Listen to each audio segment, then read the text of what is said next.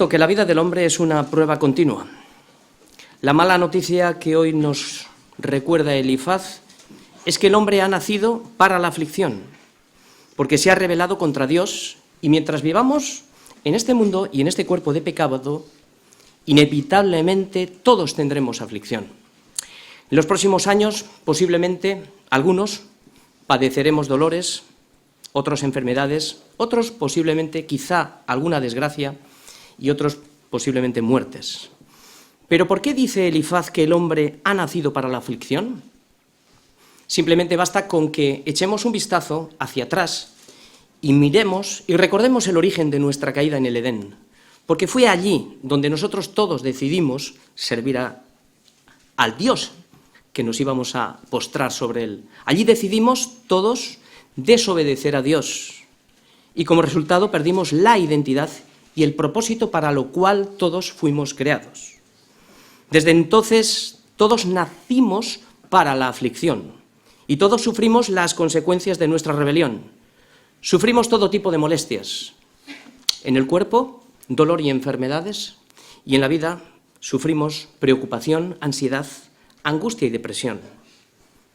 La herencia del pecado se traspasó a toda la raza humana y el pecado, ¿qué es lo que hizo? Pues tomó forma en nosotros. ¿Cuándo? Antes de nacer. Por eso nadie nace inocente. ¿Por qué? Porque he aquí en maldad he sido formado y en pecado me concibió mi madre. Salmo 51:5. Entonces, si la maldad dio forma a nuestro ser y mi naturaleza es pecaminosa antes de nacer, ¿cómo será el nacimiento? Me pregunto. Pues la Escritura revela todo. Fue muy doloroso. Multiplicaré en gran manera los dolores de tus preñeces y con dolor, darás a luz hijos.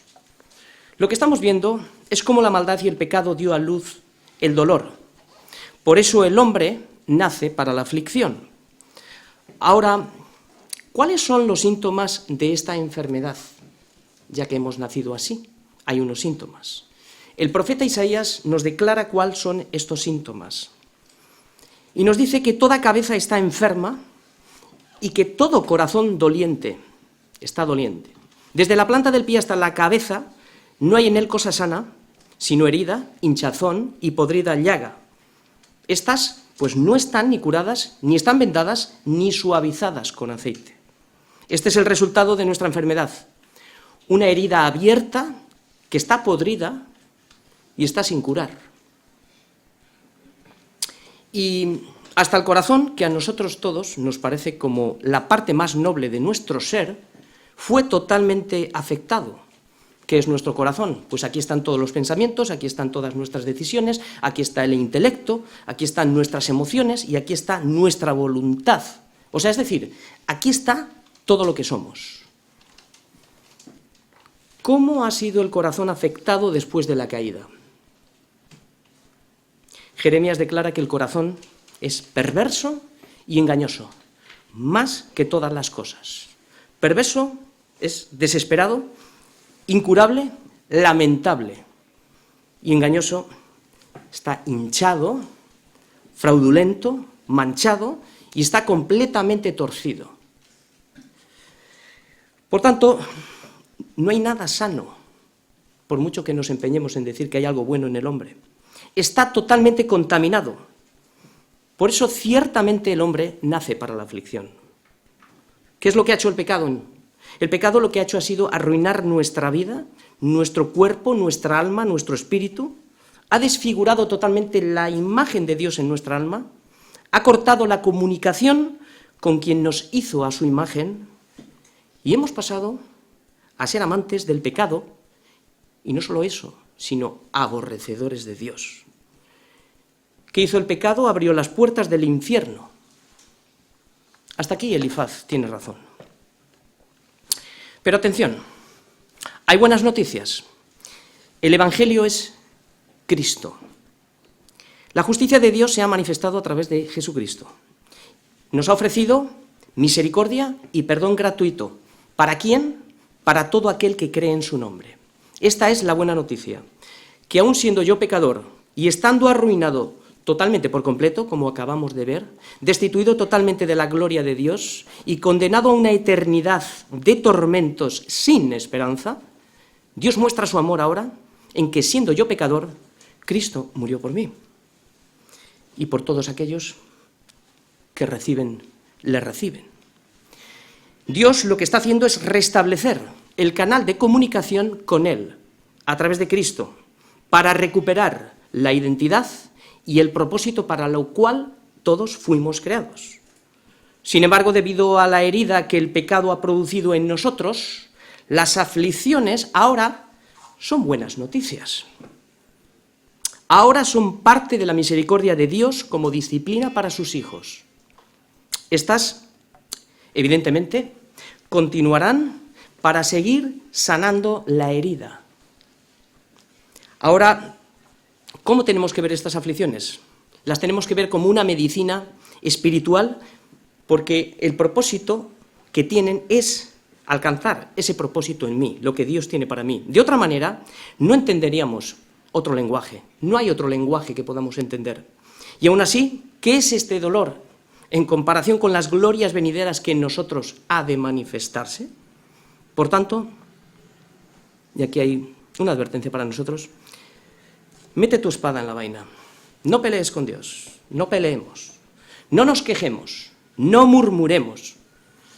La copa que el Padre me ha dado no la he de beber, la copa que Dios ha dispuesto para cada uno de nosotros no la hemos de beber. Por eso acontecen cosas en la vida que no están previstas. Suceden hechos que nunca pensábamos que sucederían. Algunos predican que el cristiano está libre de todo esto, pero eso no es verdad. Eso es falso evangelio, como estamos viendo en Colosenses. Cristo dijo a sus discípulos, a los que habían creído en Él, a los que habían dejado absolutamente todo por Él: en el mundo tendréis aflicción. Y esto es un hecho, no es una posibilidad. Esto lo que nos enseña es que las pruebas continúan y las pruebas van a continuar hasta el final. Y Dios usa las pruebas, las aflicciones, ¿para qué? Para preservar la vida de sus hijos, para santificarlos día a día, hasta presentarlos como una novia sin mancha, sin arruga. Y claro, ¿esto qué? Implica mucho dolor. Sin embargo, sus amigos no entendían, los amigos de Job no entendían que es necesario que a través de muchas tribulaciones entremos en el reino de Dios. Esto es lo que ellos no entendían. No entendían las doctrinas de la gracia a través de las aflicciones que nos llevan al cielo. Por eso Elifaz comienza su segundo discurso muy acertado, pero muy mal aplicado. Y comienza así, diciendo, vamos a leer todos los versículos, desde el 1 al 16. Ahora pues, da voces, ¿habrá quien te responda? ¿Y a cuál de los santos te volverás? Es cierto que al necio lo mata la ira y al codicioso lo consume la envidia. Yo he visto al necio que echaba raíces y en la misma hora maldije su habitación.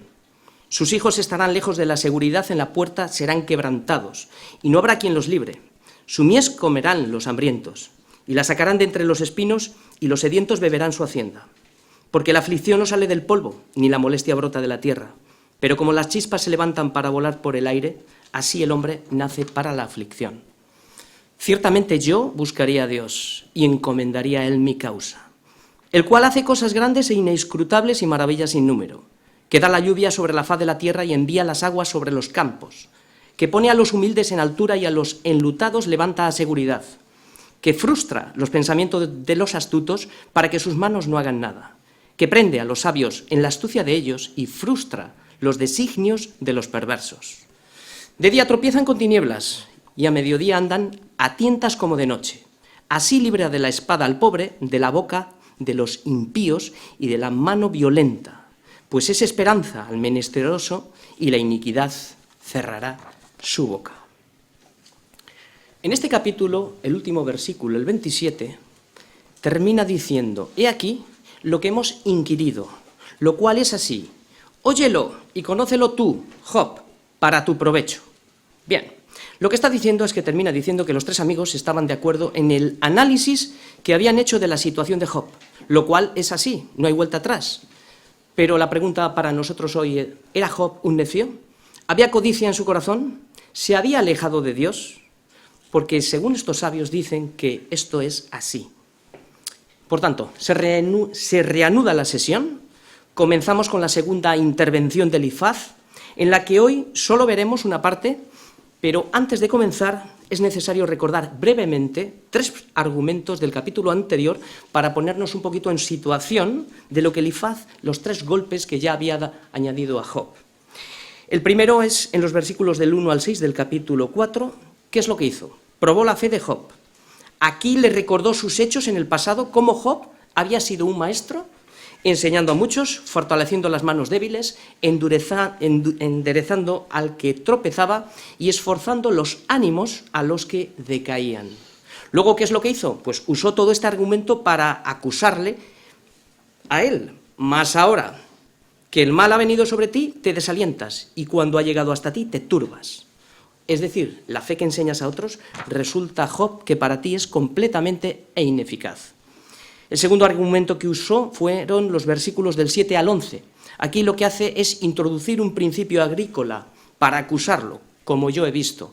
Esta es la base siempre de sus acusaciones de Elifaz. Los que harán iniquidad y siembran injuria, la siegan. Lo que siembras, recoges. Le dice, cuando Dios mismo le había dicho a Satanás, sin causa le he arruinado. No había ninguna causa. Y el último argumento que utiliza son los versículos del 12 al 21, que finalmente apoyó toda su acusación en una revelación mística, una voz tenebrosa de un supuesto fantasma que no trajo consuelo a Job, sino que lo único que hizo fue acusarle, diciéndole que se creía más santo que Dios mismo. Pues muy bien.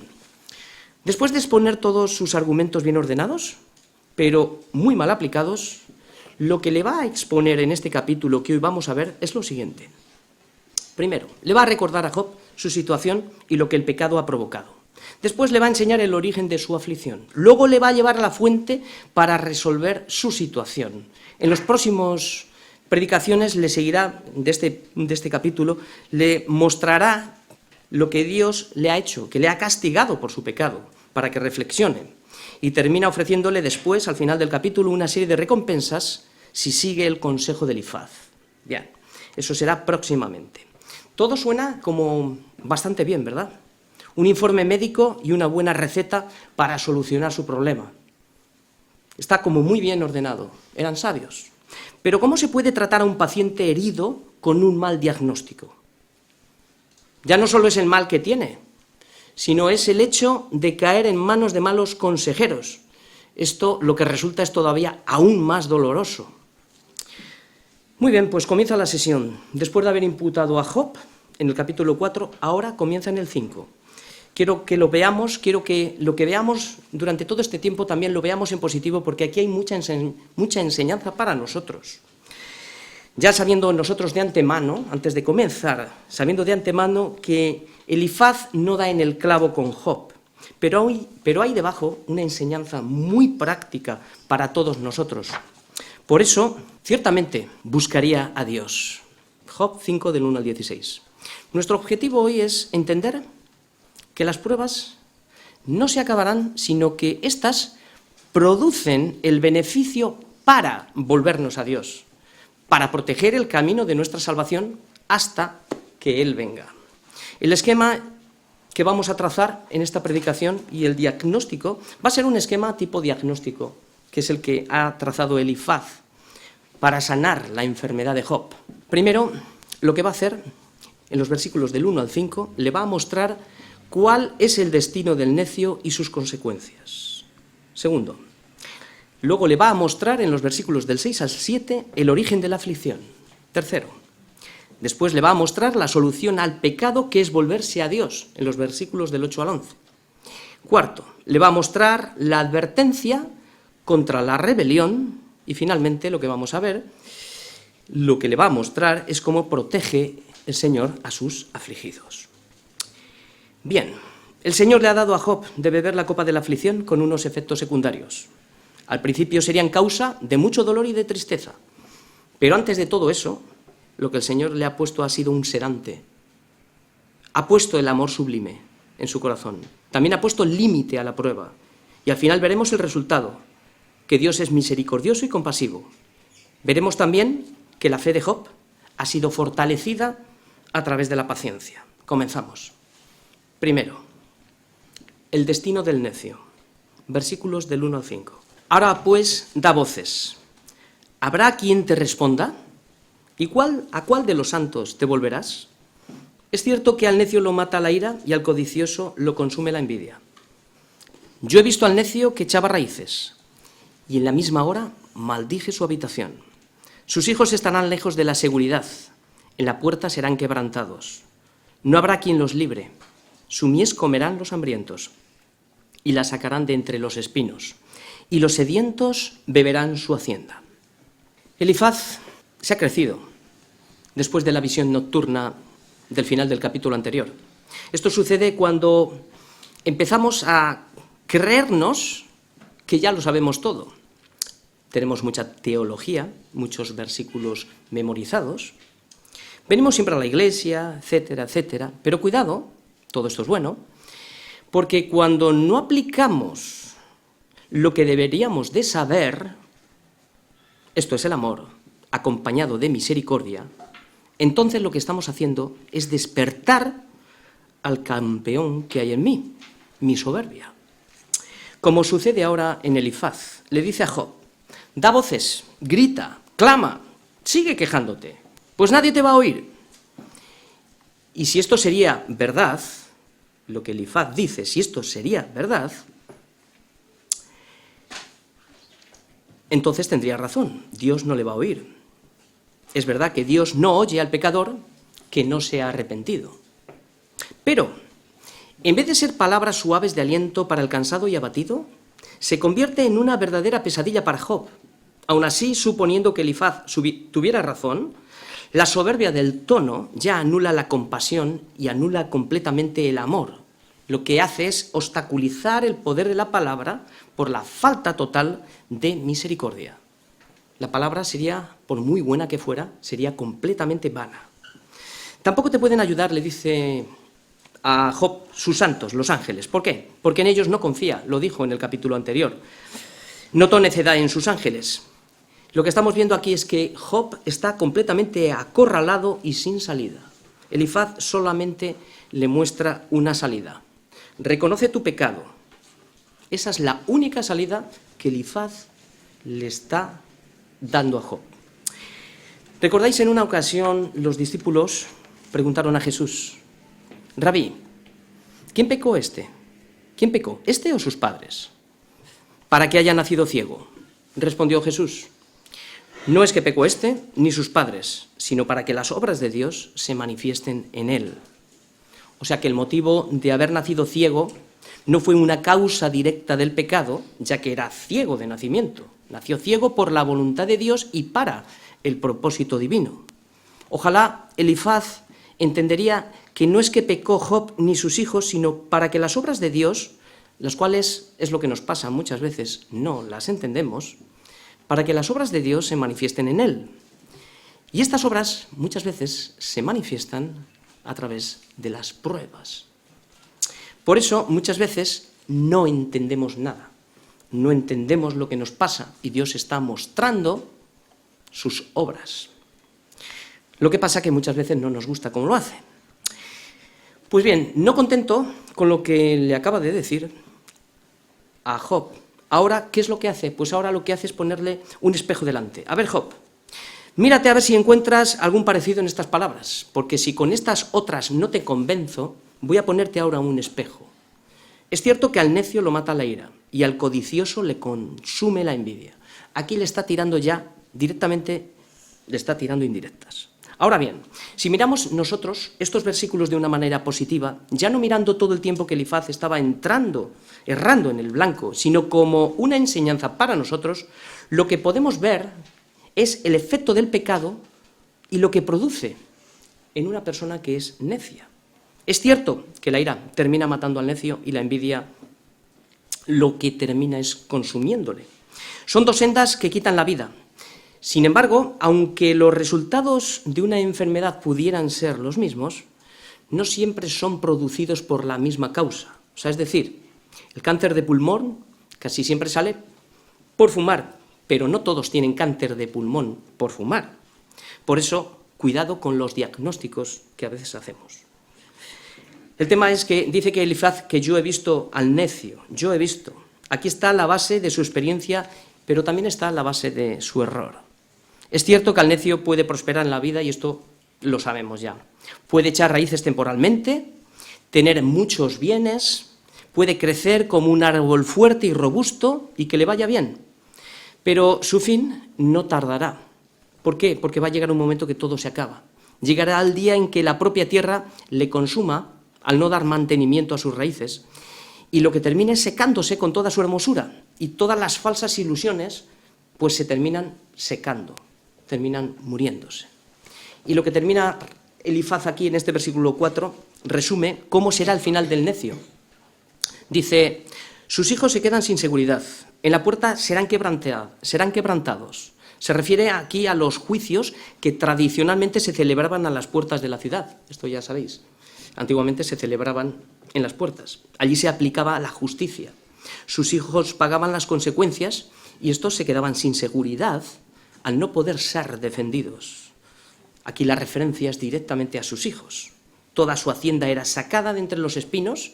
Esto es, aparentemente, lo que quiere decir es que como que todas las cosas de importancia las guardaban, o sea, ponían una protección de espinos a toda su hacienda para protegerla de los ladrones. También representa a los que fueron sembrados entre espinos, que los afanes de este siglo y el engaño de las riquezas y la codicia terminaron ahogando. Lo que Elifaz le está insinuando aquí a Job es que, Job, eres un necio, no tienes temor de Dios. Por eso él ha ejecutado su sentencia. Su ira está contra ti. Los sabeos, los caldeos, el fuerte viento, el fuego que cayó del cielo acabó con toda su hacienda. Tus siervos y tus hijos, perdieron la seguridad y absolutamente todos murieron. Tu cuerpo se va desgastando como la carcoma. Esto es la opinión de Elifaz. Es curioso, la verdad, que a pesar del odio que Job tenía al pecado, pierda toda su hacienda, pierda todos sus hijos. Cuando él oraba todas las mañanas temprano y hacía holocaustos por sus hijos, no siendo que hubieran apartado su corazón de Dios. Imagino diciendo a Job, oh Señor, ¿dónde está la protección de mis hijos por la que tanto tiempo te rogué cada mañana? Podríamos escuchar la voz de Job en su corazón diciendo, ¿por qué me has abandonado? Pero Dios nunca abandona a sus hijos, como veremos después de esta prueba.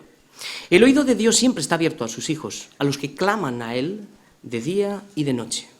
Y aunque Job clamaba, pareciera que Dios no le escuchaba, pero Él siempre mantiene su oído abierto al necesitado, al pobre y al humilde de espíritu. Porque el Señor no menospreció ni abominó la aflicción del afligido, ni de Él escondió su rostro, sino que cuando clamó a Él, Él le oyó. Este es el Salmo 22-24. Solamente está dejando que la medicina de la aflicción haga su efecto para sus propósitos eternos. Bien, pues después de haber mostrado en un espejo el destino del necio y sus consecuencias, para ver si encuentra un parecido Job, ahora lo que le va a mostrar de una manera más directa es cuál es el origen. Te voy a decir cuál es el origen de tu aflicción. ¿Por qué te pasa lo que te pasa? Mira Job, versículos 6 y 7. Le dice ahora, porque la aflicción no sale del polvo, ni la molestia brota de la tierra, pero como las chispas se levantan para volar por el aire, así el hombre nace para la aflicción. Elifaz lo que explica con esta ilustración, que la aflicción no viene sola ni por casualidad, que si antes no se siembra, es imposible que brote. Lo que viene a decir es que las desgracias no salen solas, sino que la tierra tiene que estar preparada y la mala semilla de ser plantada. Afirma positivamente que la fuente del mal reside en el hombre, esto es cierto, y que éste es responsable de su calamidad, es cierto, lo cual viene como resultado del pecado de uno. Pero lo que el argumento que está defendiendo, que ya lo hemos visto en algunas otras veces, es la retribución mecánica, y esto es automática. Como las chispas que se producen automáticamente cuando hay un incendio, así La calamidad brota automáticamente del pecado producido por el hombre. Es cierto en parte, pero no del todo. Hay ciertas leyes, como ya hemos visto en alguna otra predicación, que si las traspasamos, pues traen consecuencias directas, tanto en la salud como en el área financiero. Pero aún peor en nuestra relación con Dios, cuando despreciamos la verdad y damos por buena la mentira del mundo y no tenemos en cuenta a Dios y a su palabra. Hay consecuencias directas por el pecado y esto es parte por lo cual todos sufrimos. Pero atención, y aquí quiero poner énfasis, las pruebas no vienen siempre así, como dice Elifaz. Pueden venir por diferentes motivos. Pueden venir por causa directa del pecado, como afirma Elifaz, pueden venir, de hecho vienen. Pueden venir sin causa directa del pecado, como sucede en este momento con Job. Pueden venir como castigo. Nota la palabra porque en la siguiente predicación veremos la diferencia entre castigo y disciplina. Pueden venir como castigo para los que no tienen en cuenta a Dios, y esto ocurre a diario. Y puede venir como disciplina para corregir a sus hijos. Pero una buena noticia es que en todo esto Satanás no puede hacer absolutamente nada. Dios es el único que autoriza las pruebas. Dios es el único que da orden y permite que las pruebas sucedan. A veces Dios tiene que afligirnos y quitarnos aquello que se ha convertido en nuestro ídolo. Palabras fuertes voy a decir. Un hijo, un negocio, una buena posición, un trabajo. Pero Dios tiene que afligirnos hasta quitarnos todo aquello que se ha convertido en un ídolo y que nos separa de Él.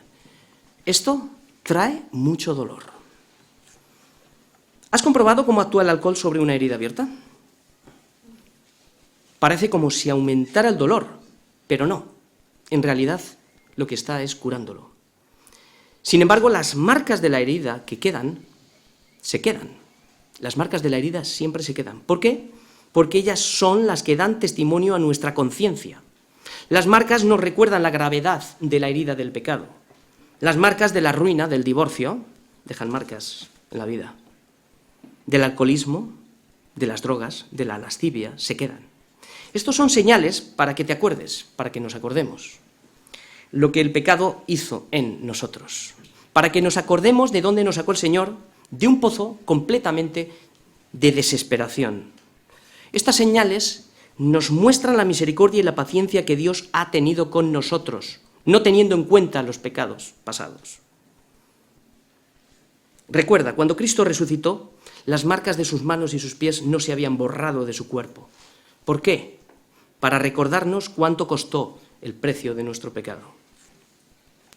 Resumimos, Elifaz lo que ha dicho a Job, y también es para aquellos que de verdad se encuentran en una situación de rebeldía, y esto aquí podemos estar nosotros también, da igual que grites, da igual que des voces por tu sufrimiento y maldigas el día que naciste, nadie te va a oír. Has visto las consecuencias que el pecado te ha producido, la codicia te ha consumido por la envidia, tus hijos han muerto todos pagando tus consecuencias y tus huesos ahora se están consumiendo como carcoma. El responsable del origen de tu dolor eres tú. Esto es lo que le dice Elifaz a Job, pero también podría ser en alguna circunstancia de nuestra vida. Por tanto, tu necedad te va a matar. Si no te vuelves a Dios, te va a matar.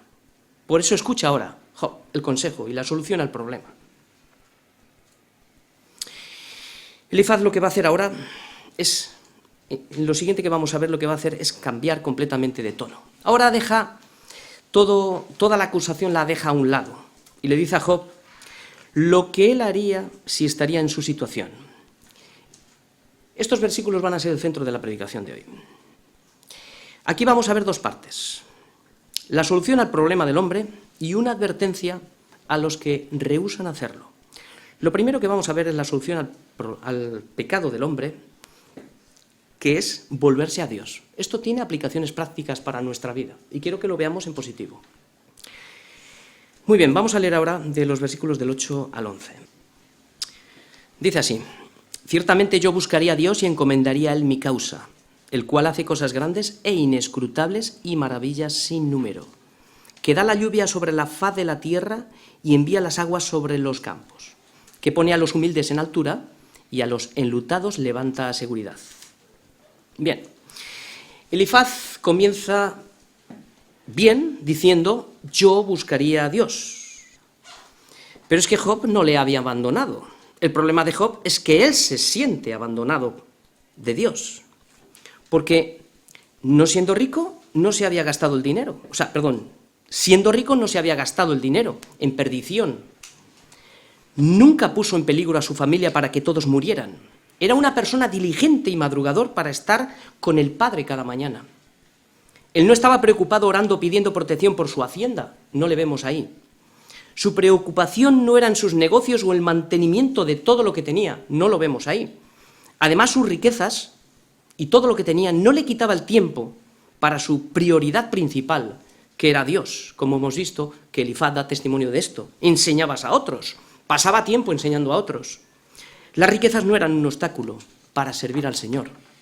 Su única preocupación, y por lo que él oraba, y era diligente cada mañana, era por la santidad de sus hijos, no siendo que habrían apartado su corazón de Dios. ¿Qué diferencia con los que estamos o están centrados en las cosas y no en el Señor que da las cosas? Sin embargo, es un consejo sabio por parte de Elifaz, con aplicación práctica para todos nosotros. Vamos a poner atención, porque este es el centro, como acabo de decir, de la predicación. El único camino, la única solución al problema del pecado del hombre es volverse a Dios. Fuera de Dios no es sabio, no es seguro estar, no es sabio ni es seguro estar. Si hay alguien que todavía no se ha decidido por Dios, si hay alguien en la Iglesia que su primer amor por Cristo se ha enfriado, porque se ha dejado seducir por el engaño del mundo, ahora es tiempo.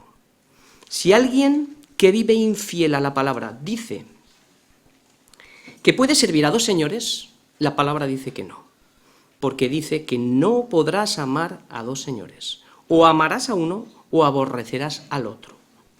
Si hay alguien que todavía está entre dos pensamientos, la única solución al problema de rebelión es volverse a Dios. Y el Señor dice: buscadme y viviréis. Amós 5:4. Si tú no tomas esta decisión hoy, Dios la tomará por ti. Ahora es tiempo de salvación, es tiempo de buscar al Señor de tu vida. Él no está lejos. Búscale y le hallarás, pero búscale con todo tu corazón. Él está cercano a todos los que le buscan. Solo cuando le buscamos de corazón, solamente le hallaremos. No le busques en las riquezas o en los afanes de este mundo, no está ahí. No le busques en lo que da, búscale por lo que es. Él es santo y muestra todo su esplendor y toda su belleza a través de todos sus atributos. Él es amor, inmenso amor. Esta es la promesa de su amor, aprópiate de ella. Y me buscaréis y me hallaréis, porque me buscaréis de todo vuestro corazón. Él será hallado. ¿Cuándo? Cuando el corazón sincero busca a su Señor y desea ser poseído por Él. Él será hallado. Búscale de la manera que sigue diciendo nuestro texto de hoy. Yo encomendaría a Él mi causa. Es decir, voy a desarrollar 3 puntos. Lo que está diciendo: yo reconocería mi condición. Primero, ¿dónde estoy ahora? Yo reflexionaría, ¿quién soy yo? Considera en otro tiempo de dónde te sacó. Yo reflexionaría hasta dónde el pecado me ha separado de Dios, si es que estoy ahí. Meditaría bien en mis caminos, si la envidia me está consumiendo, si la avaricia se ha apoderado de mí, si la fama de escalar puestos es mi meta, si alguna mujer u hombre me ha desviado del camino de Cristo, si se han antepuesto delante de Cristo otras prioridades en mi vida, o si mi primer amor, que es Cristo, se ha enfriado. Entonces, querido hermano, empieza a hacer las primeras obras. Toma la decisión más importante para tu alma. Medita cuán lejos estabas de Dios. Considera cuán preciosa es su palabra. Considera la cuantía del costo de tu pecado. Esto debe de producir las primeras obras. Y las primeras obras son dolor en el corazón, palpitaciones internas, lloro, clamor, lamento. Esto me lleva al arrepentimiento de pecado y a la sola fe en Jesucristo. No hagas caso al mundo y te afanes en descubrir el campeón que hay en ti. Eso es mentira. Mejor descubre el pecado que hay en nosotros. Y el tercer punto, después de reconocer nuestra condición y cortar con el pecado, vuélvete al Señor y acepta sus condiciones, pues no son gravosas. Son condiciones de justicia, paz y de gozo en el Espíritu Santo. Son condiciones de vida eterna y tienen grandes beneficios. La paga del pecado es saldada, mis pecados son perdonados. Ni el dinero, ni el mundo, ni los ángeles del cielo, ni ninguna cosa creada pueden perdonar nuestros pecados. Solo la sangre de Cristo perdona mis pecados. Reflexiona. Es inútil. No pierdas el tiempo, porque separado de Él, nada podemos hacer. Un verdadero ejemplo para nuestra vida, lo voy a resumir en pocas palabras, es el hijo pródigo. Y esto hemos sido todos. Es un buen ejemplo a seguir. Él, igual que nosotros, decidió vivir la vida a su forma, separado del Padre. Vivió perdidamente hasta que llegó a su vida la misericordia de Dios. ¿Y cuál fue la misericordia de Dios? Lo que estamos predicando hoy. Las pruebas de la aflicción. Fue la aflicción la que le hizo comer la comida de cerdos que tú y yo comíamos también, la cual nos contaminó.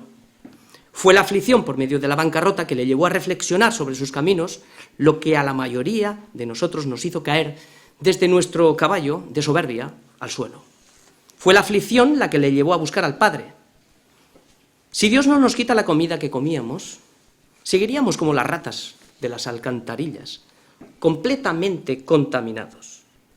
Por eso es la aflicción el único lenguaje que el ser humano entiende, para darse cuenta que no somos nada.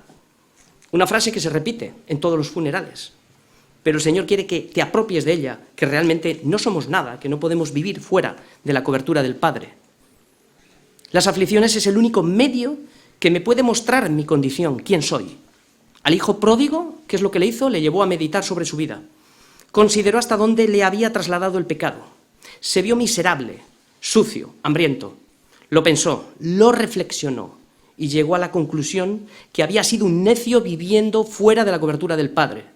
Se vio un mendigo, pobre y necesitado.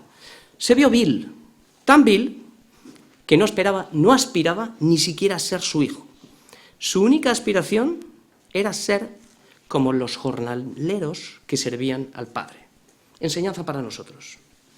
Para los que aún viven fuera de la protección del Padre, o los que se han podido desviar.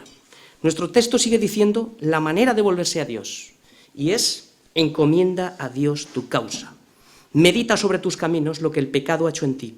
Reflexiona que no merece la pena vivir fuera de su voluntad, porque la evidencia que hemos considerado está en el corazón, y si es así, ésta se va a manifestar por la boca.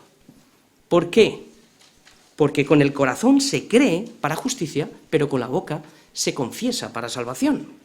Y esta es la confesión que da testimonio del corazón. Escucha, esta es la confesión. Padre, he pecado contra ti y contra el cielo.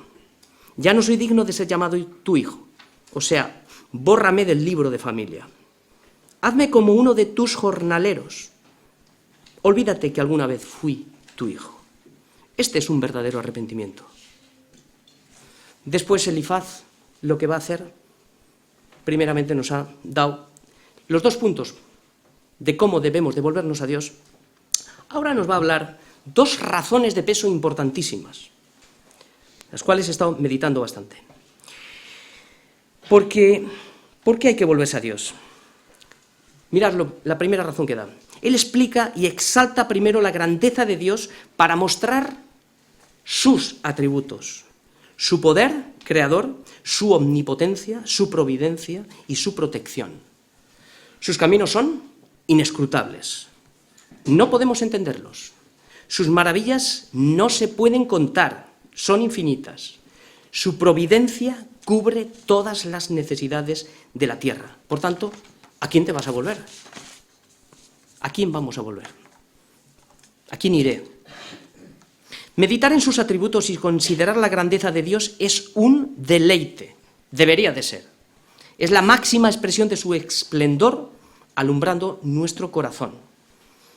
Meditar en sus atributos es el deleite más grande que podemos experimentar en nuestra alma.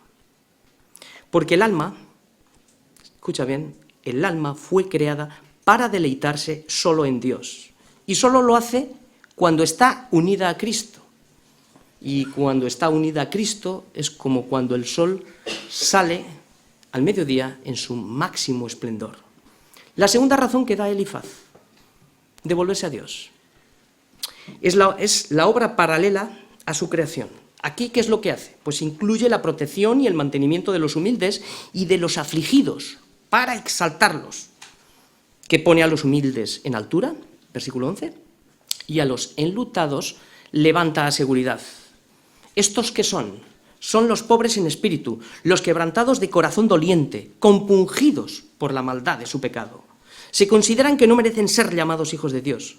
Son los que se han vuelto a Dios, humillados, golpeándose el pecho, pidiendo misericordia, diciendo: Dios sea a mí propicio, sé propicio a mí pecador. Dios cuida, como acabamos de ver, cuida de su creación y la mantiene.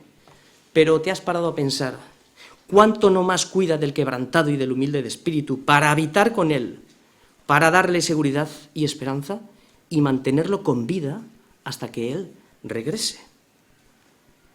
Porque así ha dicho el alto y sublime: el que habita la eternidad y cuyo nombre es santo, dice así: yo habito en la altura y en la santidad, y con el quebrantado y humilde de espíritu, ¿para qué? Para hacer vivir el espíritu de los humildes y para vivificar el corazón de los quebrantados. Casi nada.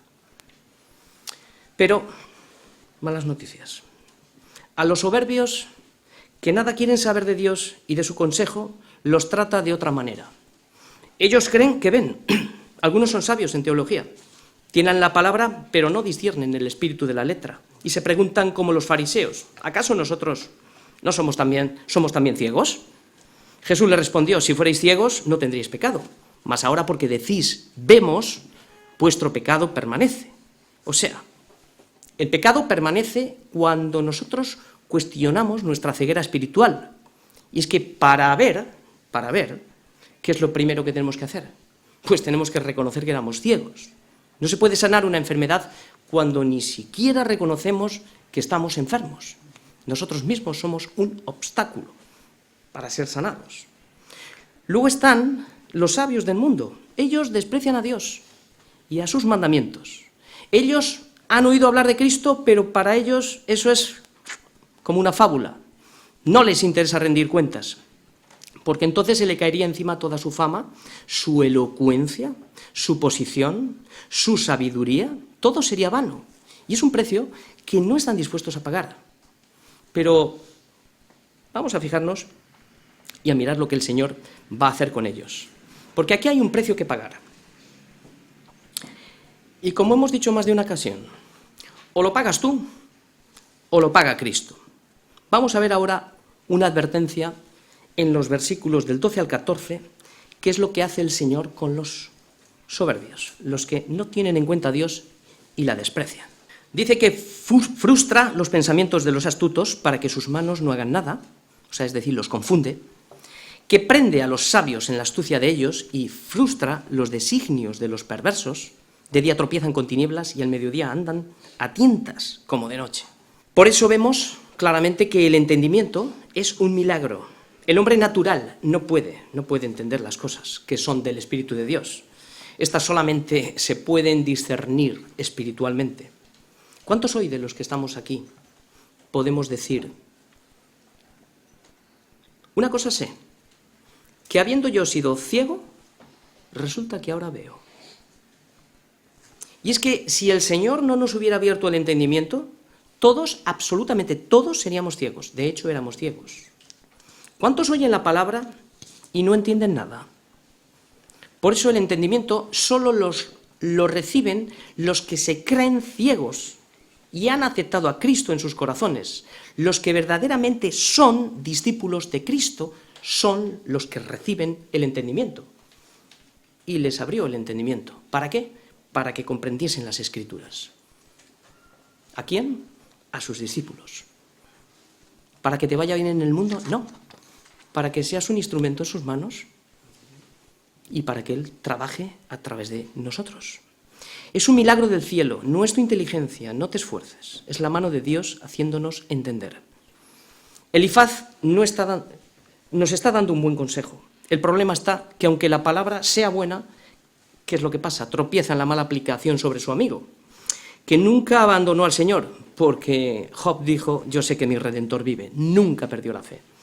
Es curioso como también el apóstol Pablo recoge las palabras del versículo 13 de Elifaz, las traslada a 1 Corintios 3:19 y las aplica en un contexto crucial, fijaos, para explicar que la sabiduría del mundo es necedad para Dios. Y dice así, porque la sabiduría de este mundo es insensatez para con Dios, pues escrito está, Él prende a los sabios en la astucia de ellos. Y otra vez, el Señor conoce los pensamientos de los sabios que son vanos, no valen para nada. Vemos, lo que estamos viendo aquí también es un aprendizaje muy importante. Vemos cómo la misma palabra es válida en un contexto bien aplicada y sin embargo no lo es en otro. ¿Dónde está el error? En usar la palabra fuera de contexto, como lo hacía Elifaz. Esto lo hacen muchos predicadores.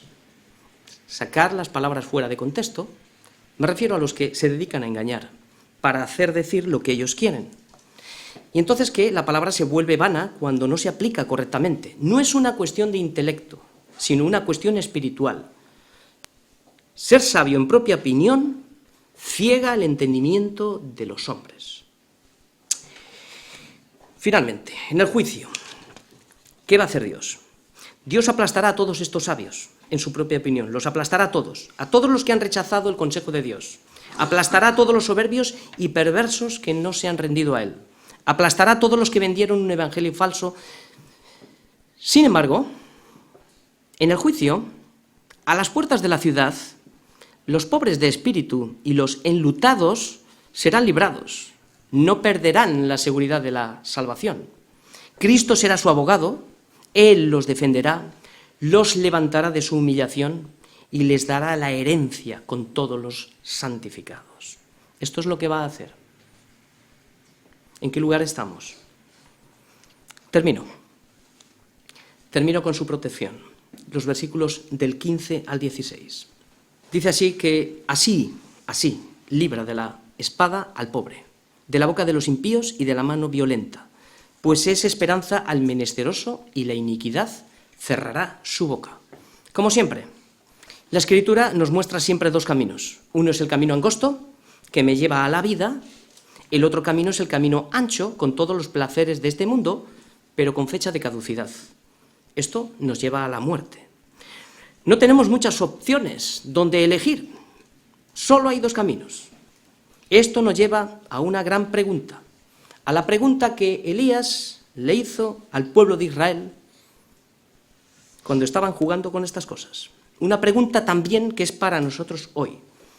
¿Hasta cuándo claudicaréis vosotros entre dos pensamientos? Si Yahvé es Dios, está claro, seguidle. Si Baal, id en pos de él. No perdáis el tiempo aquí, no perdamos el tiempo aquí. Disfrutemos de las cosas de este mundo.